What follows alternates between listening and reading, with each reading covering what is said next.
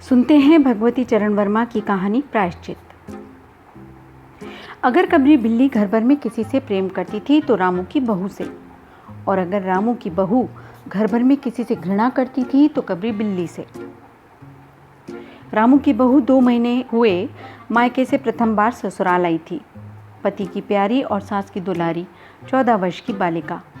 भंडार घर की चाबी उसकी करधनी से लटकने लगी। नौकरों पर उसका हुक्म चलने लगा और रामू की बहू घर में सब कुछ। सास जी ने माला ली और पूजा पाठ में मन लगाया, लेकिन बहू ठहरी 14 वर्ष की बालिका। कभी भंडार घर खुला है तो कभी भंडार घर में बैठे बैठे सो गई। कबरी बिल्ली को मौका मिला, घी दूध पर अब वह जुट गई। रामू की बहू की जान आफत में और कबरी बिल्ली के छक्के पंजे। रामू की बहू हांडी में घी रखते रखते ऊँग गई और बचा हुआ घी कबरी के पेट में। रामू की बहू दूध ढककर मिश्रानी को जींस देने गई और दूध न दारत। अगर बात यहीं तक रह जाती तो भी बुरा न था। कबरी रामू की बहू से कुछ ऐसा परच गई थी कि रामू की बहू के लिए खाना पीना दुश्वार। रामू की बहू के कमरे में रबड़ी से भरी कटोरी पहुंची और रामू जब आए तब कटोरी साफ चटी हुई। बाजार से बालाई आई और जब तक रामू की बहू ने पान लगाया बालाई गायब। रामू की बहू ने तय कर लिया कि या तो वह घर में रहेगी या फिर कबरी बिल्ली ही। मोर्चाबंदी हो गई और दोनों सतर्क। बिल्ली फंसाने का कटघरा आया। उसमें दूध, मलाई, चूहे और भी बिल्ली को स्वादिष्ट लगने वाले विभिन्न प्रकार के व्यंजन रखे गए, लेकिन बिल्ली ने उधर निगाह तक न डाली। इधर कबरी ने सरगर्मी दिखलाई। अभी तक तो वो रामू की बहू से डरती थी, पर अब वह साथ लग गई, लेकिन इतने फासले पर कि रामू की बहू उसे हाथ न लगा सके। कबरी के हौसले बढ़ जाने से रामू की बहू को घर में रहना मुश्किल हो गया। उसे मिलती थी सास की मीठी झिड़कियाँ और पतिदेव को मिलता था रूखा सूखा भोजन। एक दिन रामू की बहू ने रामू के लिए खीर बनाई। पिस्ता, बादाम, मखाने और तरह तरह के मेवे दूध में औटाए गए। सोने का वर्क चिपकाया गया और खीर से भरा कटोरा कमरे के एक ऐसे ऊंचे ताक पर रखा गया जहां बिल्ली न पहुंच सके। रामू की बहू उसके बाद पान लगाने में लग गई। उधर बिल्ली कमरे में आई। ताक के नीचे खड़े होकर उसने ऊपर कटोरी की ओर देखा। सूंघा, माल अच्छा है। ताक की ऊंचाई अंदाजी और रामू की बहू पान लगा रही है। पान लगाकर रामू की बहू सास जी को पान देने चली गई और कबरी ने छलांग मारी। पंजा कटोरे में लगा और कटोरा झंझनाहट की आवाज के साथ फर्श पर। आवाज रामू की बहू के कान में पहुंची तो सास के सामने पान फेंक कर वह दौड़ी। क्या देखती है कि कटोरा टुकड़े टुकड़े, खीर फर्श पर और बिल्ली डटकर खीर उड़ा रही है। रामू की बहू को देखते ही कबरी चंपत। रामू की बहू पर खून सवार हो गया। न रहे बांस न बजे बांसुरी।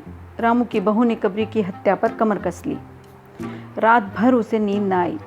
किस दांव से कबरी पर वार किया जाए कि फिर जिंदा न बचे, यही पड़े पड़े सोचती रही। सुबह हुई और वे देखती है कि कबरी देहरी पर बैठी बड़े प्रेम से उसे देख रही है। रामू की बहू ने कुछ सोचा, उसके बाद मुस्कुराती हुई वह उठी। कबरी रामू की बहू के उठते ही खिसक गई। रामू की बहू एक कटोरा दूध कमरे में दरवाजे की देहरी पर रखकर चली गई। हाथ में पाटा लेकर वह लौटी तो देखती है कि कबरी दूध पर जुटी हुई है। मौका हाथ में आ गया। सारा बल लगाकर पाटा उसने बिल्ली पर पटक दिया। कबरी न हिली, न डुली, न चीखी, न चिल्लाई, बस एकदम उलट गई।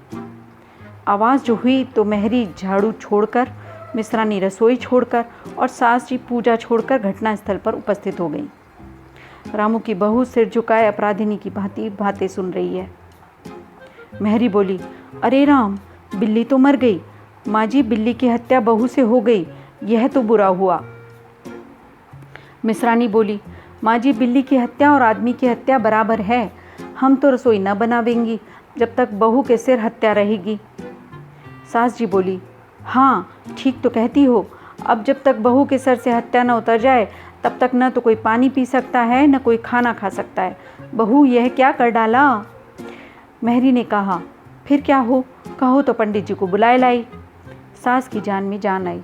अरे हाँ, जल्दी दौड़ के पंडित जी को बुला लो। बिल्ली की हत्या की खबर बिजली की तरह पड़ोस में फैल गई। पड़ोस की औरतों का रामू के घर तांता बंद किया। चारों तरफ से प्रश्नों की बौछार और रामू की बहू सिर झुकाए बैठी। पंडित परम सुख को जब यह खबर मिली उस समय वे पूजा कर रहे थे। खबर पाते ही वे उठ पड़े। पंडित ताइन को मुस्कुराते हुए बोले, भोजन न बनाना, लाला घासीराम के पतोहू ने बिल्ली मार डाली, प्रायश्चित होगा, पकवानों पर हाथ लगेगा। पंडित परम सुख चौबे छोटे और मोटे से आदमी थे। लंबाई 4 फीट 10 इंच और तोंद का घेरा 58 इंच। चेहरा गोल मटोल, मूंछ बड़ी बड़ी, रंग गोरा, चोटी कमर तक पहुंचती हुई। कहा जाता है कि मथुरा में जब पंसेरी खुराक वाले पंडितों को ढूंढा जाता था तो पंडित परम सुख जी को उस लिस्ट में प्रथम स्थान दिया जाता था। पंडित परम सुख पहुंचे और कोरम पूरा हुआ। पंचायत बैठी। सास जी, मिश्रानी, किस्नू की माँ, छन्नू की दादी और पंडित परम सुख। बाकी स्त्रियां बहू से सहानुभूति प्रकट कर रही थीं। किस्नू की माँ ने कहा, पंडित जी, बिल्ली की हत्या करने से कौन सा नरक मिलता है? पंडित परम सुख ने पन्ना देखते हुए कहा, बिल्ली की हत्या अकेले से तो नरक का नाम नहीं बतलाया जा सकता। वह मुहूर्त भी जब मालूम हो जब बिल्ली की हत्या हुई तब नरक का पता लग सकता है। यही कोई सुबह 7 बजे, मिश्रानी ने कहा। पंडित परम सुख ने पन्ने के पन्ने उल्टे, अक्षरों पर उंगलियां चलाई, माथे पर हाथ लगाया और कुछ सोचा। चेहरे पर धुंधलापन आया, माथे पर बल पड़े, नाक कुछ सिकुड़ी और स्वर गंभीर हो गया। हरे कृष्ण, बड़ा बुरा हुआ। प्रातःकाल ब्रह्म मुहूर्त में बिल्ली की हत्या, घोर कुंभीपाक नरक का विधान है। रामू की माँ, यह तो बड़ा बुरा हुआ। रामू की माँ की आंखों में आंसू आ गए। तो फिर पंडित जी अब क्या होगा, आप ही बतलाएं। पंडित परम सुख मुस्कुराए। रामू की माँ, चिंता की कौन सी बात है, हम पुरोहित फिर कौन दिन के लिए हैं। शास्त्रों में प्रायश्चित का विधान है, सो प्रायश्चित से सब कुछ ठीक हो जाएगा। रामू की माँ ने कहा, पंडित जी, इसीलिए तो आपको बुलवाया है। अब आगे बतलाओ कि क्या किया जाए। क्या जाए? यही एक सोने की बिल्ली बनवाकर बहू से दान करवा दी जाए। जब तक बिल्ली न दे दी जाएगी तब तक तो घर अपवित्र रहेगा। बिल्ली दान देने के बाद 21 दिन का पाठ हो जाए। छन्नू की दादी बोली, हाँ और क्या, पंडित जी ठीक तो कहते हैं, बिल्ली अभी दान दे दी जाए और पाठ फिर हो जाए। रामू की माँ ने कहा, तो पंडित जी कितने तौले की बिल्ली बनवाई जाए? पंडित परम सुख मुस्कुराए। अपनी तोंद पर हाथ फेरते हुए उन्होंने कहा, बिल्ली कितने तौले की बनवाई जाए? अरे रामू की माँ, शास्त्रों में तो लिखा है कि बिल्ली के वजन भर सोने की बिल्ली बनवाई जाए। लेकिन अब कलयुग आ गया है, धर्म कर्म का नाश हो गया है, श्रद्धा रही नहीं। सो रामू की माँ, बिल्ली के तौल भर की बिल्ली तो क्या बनेगी, क्योंकि बिल्ली 20-21 सेर से कम क्या होगी। हाँ, कम से कम 21 तौले की बिल्ली बनवा के दान करवा दो और आगे अपनी अपनी श्रद्धा। रामू की माँ ने आंखें फाड़ कर पंडित परम सुख को देखा। अरे बाप रे, 21 तोला सोना! पंडित जी, यह तो बहुत है। तोला भर की बिल्ली से काम न निकलेगा। पंडित परम सुख हंस पड़े। रामू की माँ, 1 तोला सोने की बिल्ली, अरे रुपये का लोभ क्या बहू से बढ़ गया?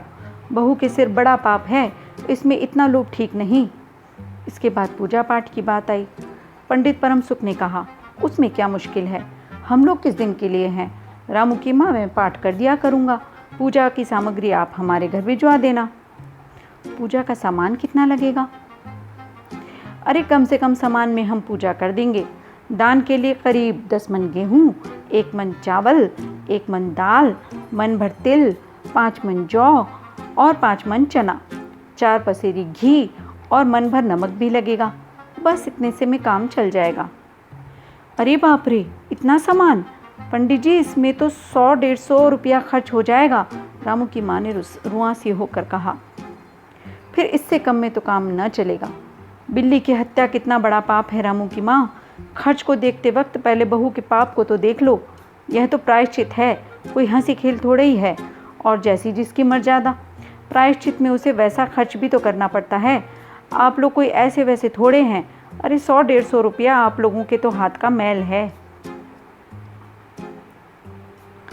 पंडित परम सुख की बात से पंच प्रभावित हुए। किस्नू की माँ ने कहा, पंडित जी ठीक तो कहते हैं, बिल्ली की हत्या कोई ऐसा वैसा पाप तो है नहीं, बड़े पाप के लिए बड़ा खर्च भी तो चाहिए। छन्नू की दादी ने कहा, और नहीं तो क्या, दान पुण्य से ही पाप कटते हैं, दान पुण्य में किफ़ायत ठीक नहीं।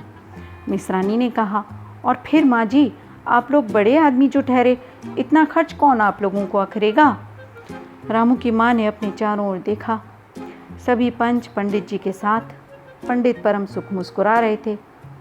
उन्होंने कहा, रामू की माँ, एक तरफ तो बहू के लिए कुंभी पाक का नरक है और दूसरी तरफ तुम्हारे जिम में थोड़ा सा खर्चा है, सो उससे मुँह न मोड़ो।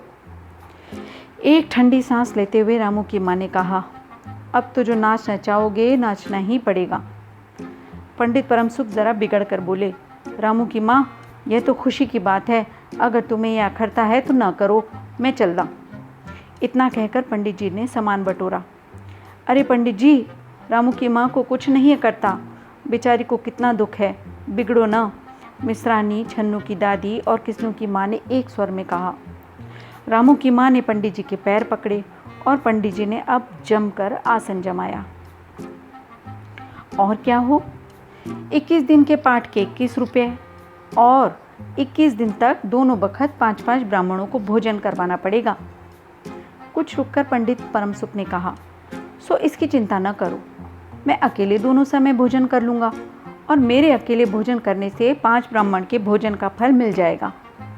यह तो पंडित जी ठीक कहते हैं। मिश्रानी की पंडित जी की तोंद को तो देखो। मिश्रानी मुस्कुराते हुए पंडित जी पर व्यंग किया। अच्छा तो फिर प्रायश्चित का प्रबंध करवाओ रामू की माँ। 11 तोला सोना निकालो, मैं उसकी बिल्ली बनवा लाऊं। 2 घंटे में बनवा कर लौटूंगा, तब तक सब पूजा का प्रबंध रखो। और देखो पूजा के लिए।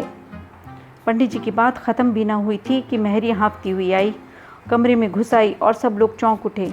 रामू की माँ ने घबरा कर कहा, अरे क्या हुआ री? मेहरी लड़खड़ाते हुए स्वर में मेहरी ने कहा, माँ जी, बिल्ली तो उठकर भाग गई।